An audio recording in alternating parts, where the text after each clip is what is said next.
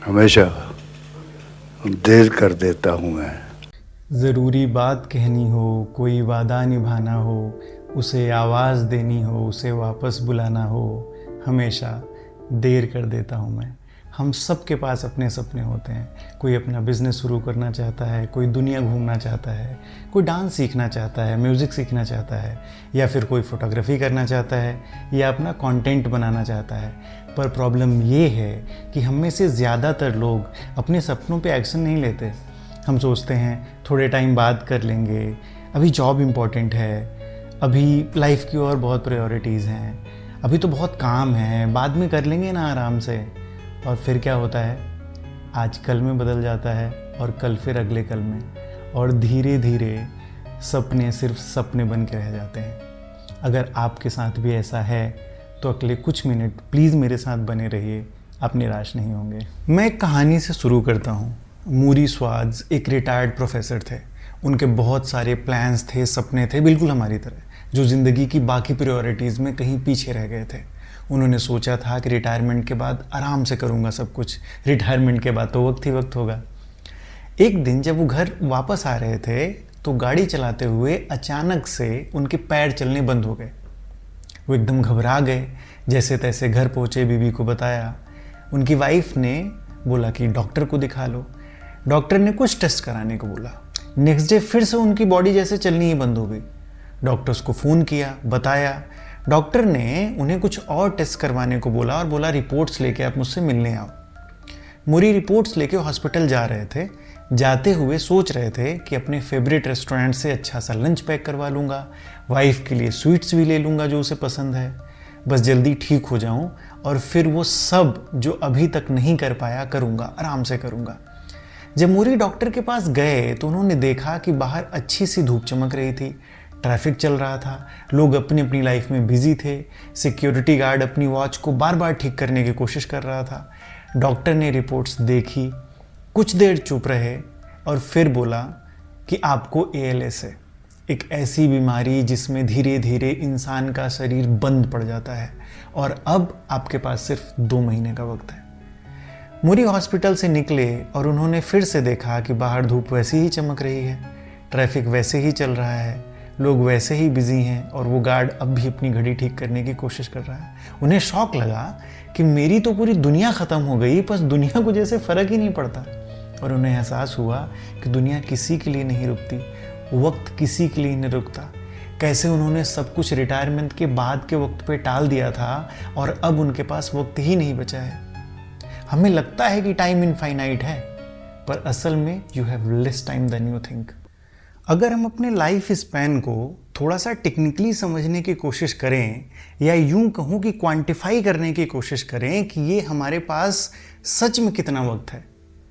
Dino एम्ब्रोसी, जो project reboot के founder हैं, उन्होंने बहुत ही इंटरेस्टिंग तरीके से ये समझाया है कि हमारे पास सच में कितना वक्त है अपने सपनों को पूरा करने के लिए और अपनी ज़िंदगी को अच्छे से जीने के लिए।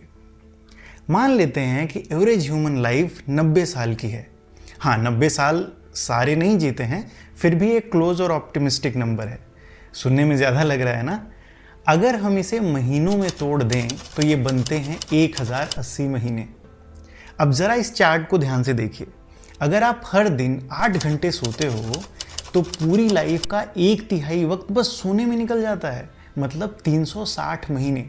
एटलीस्ट 12 साल तक तो पढ़ाई करनी ही होती है, यानी 144 महीने स्कूल करने में लगेंगे। ऑन एन एवरेज 20 साल तक की नौकरी, मतलब 240 महीने। बाकी डेली कोरस जैसे घर के छोटे मोटे काम, इन सब में 72 महीने लगेंगे। और रोज़ सुबह ब्रश करने में, नहाने में, वॉशरूम जाने में, पर्सनल हाइजीन मेंटेन करने में 72 महीने का वक्त निकल जाएगा। अगर सब मिला दें तो बनते हैं 888 महीने। मतलब अगर पूरी लाइफ जो हमने 90 साल की मानी है, उसमें हमारे पास सिर्फ 192 महीने बचते हैं। सोचिए, 1080 महीनों में सिर्फ तकरीबन 18% का टाइम ऐसा होता है जब हम अपने सपने, पैशन या दिल की सच्ची ख्वाहिशों पे वो वक्त खर्च कर सकते हैं। बस इतना ही। और ये भी पूरी ज़िंदगी का आंकड़ा है। और ज़िंदगी के हर पड़ाव पे आपकी फिजिकल और मेंटल स्टेट एक जैसी नहीं रहने वाली है। लाइफ के अलग अलग स्टेजेस पे बहुत सारे सपने आपको वैसे भी गिव अप करने पड़ेंगे। एग्जाम्पल के तौर पे मानो आप क्रिकेट खेलना चाहते थे, ठीक है, पर आपके ऊपर जॉब की, फैमिली की रिस्पॉन्सिबिलिटीज़ थी और आप नहीं कर पाए। अब जब आप 40 साल के हो गए हो तो इस उम्र में आप चाहो भी कि मैं अपना सपना, अपना पैशन फॉलो कर लूँ तो आप नहीं कर पाओगे, क्योंकि स्पोर्ट्स के लिए हमारी फिजिकलिटी भी उतनी ही इंपॉर्टेंट है जितना कि हमारा टेम्परामेंट। अगर आईएएस बनना था और आप 33 के हो गए हो तो अब वक्त नहीं है, अब आपकी एलिजिबिलिटी ही नहीं होगी कि आप वो एग्ज़ाम दे पाओ। तो ये जो 192 महीने हैं वो भी विद कंडीशंस हैं, ऐसे नहीं है ये। तो सवाल ये है कि जो हम पोस्टपोन करते रहते हैं कि कल करूँगा, अभी बिजी हूँ, वो कल शायद कभी आए ही ना। देखो, हम सब के पास दो तरह की करेंसीज हैं। पहली करेंसी ऑब्वियस पैसा, और दूसरा टाइम। जो पहली करेंसी है वो अलग लोगों के पास अलग हो सकती है। किसी के पास बहुत ज़्यादा पैसा हो सकता है, किसी के पास बहुत कम हो सकता है। जैसे अंबानी के पास भारत के 99% लोगों से ज़्यादा पैसा है। पर जो दूसरी करेंसी है टाइम, वो पूरी दुनिया में इक्वली डिस्ट्रीब्यूट होती है। अंबानी के पास भी उतना ही दिन में समय है जितना आपके या मेरे पास। सब के लिए दिन 24 घंटे का ही होता है। अब एक एग्जाम्पल लेते हैं। मान लीजिए आपकी तनख्वाह 30,000 रुपये महीने की है। उसमें आपको राशन लाना है, घर का किराया देना है, गैस का, बिजली का बिल देना है और भी अपनी निजी ज़रूरतें पूरी करनी है। तो क्या आप 20,000 की ऐसे ही कोई रैंडम शॉपिंग कर लोगे? नहीं करोगे। आप एक एक रुपए को प्रायोरिटी वाइज और हिसाब लगा के खर्चोगे, क्योंकि आपको पता है कि पैसा लिमिटेड है। पर जो दूसरी करेंसी है टाइम, उसे खर्च करते हुए क्या हम इतना सोचते हैं? लिमिटेड तो वो भी है। इनफैक्ट पहली करेंसी को तो आप बदल भी सकते हो, 1 लाख से 10 लाख कर सकते हो, पर दूसरी करेंसी में ऐसा कुछ भी संभव नहीं है। जितनी है उतनी ही मिलेगी। और अगर इसको थोड़ा फिलोसॉफिकली भी समझें तो बात और क्लियर हो जाती है। जब भी कोई इंसान पैदा होता है, उसके पैदा होते ही एक इवेंट एकदम सर्टेन हो जाता है। एक दिन उसे जाना होगा। कब जाएगा ये नहीं पता, पर जाएगा ये 100% पता है। मतलब जो भी इस दुनिया में आया है उसके पास सीमित वक्त है, और ये हमने अपनी ज़िंदगी में बहुत बार होते देखा है। कोविड के वक्त तो हमने बहुत करीब से इसे देखा है, फिर भी ना जाने क्यों हम इसे बार बार भूल से जाते हैं। अब ज़रा देखिए कि किसी की गाड़ी किसी से छू जाए, घंटों तक सड़क पे लड़ रहे होते हैं, मेट्रो में सीट के लिए लड़ रहे होते हैं, व्हाट्सएप पे पॉलिटिकल व्यूज़ के लिए लड़ रहे होते हैं। ऐसे ना जाने कितनी बातों पे अपना वक्त ज़ाया कर रहे होते हैं जिनका कोई वजूद नहीं है।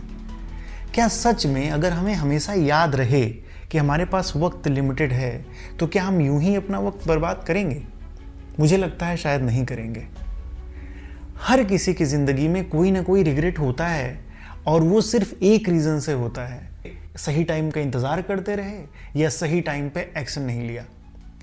राकेश झुनझुनवाला ने बिलियंस बनाए, और जाने से पहले क्या कहा उन्होंने कि काश मैं अपनी हेल्थ को प्रायोरिटी देता, अपने हेल्थ में इन्वेस्ट करता।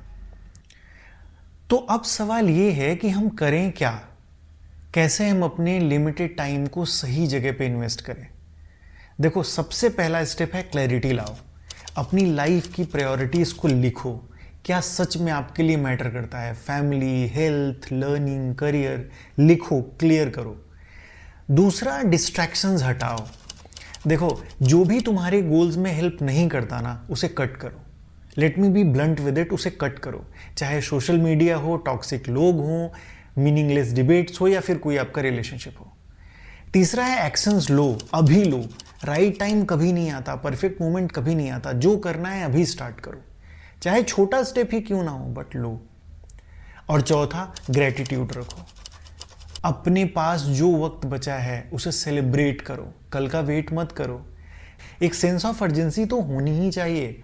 और जब मैं सेंस ऑफ अर्जेंसी कह रहा हूँ तो मेरा अर्जेंसी का मतलब रशिंग नहीं है। ये नहीं कि आप ज़िंदगी में रशिंग करना शुरू कर दो, बल्कि जो भी इंपॉर्टेंट है उसे प्रायोरिटी देना और उसे कमिटमेंट के साथ उसके ऊपर एक्शन लेना। बुद्धा ने कहा था कि ज़िंदगी के अंत में हमारे पास सिर्फ 3 सवाल बचते हैं।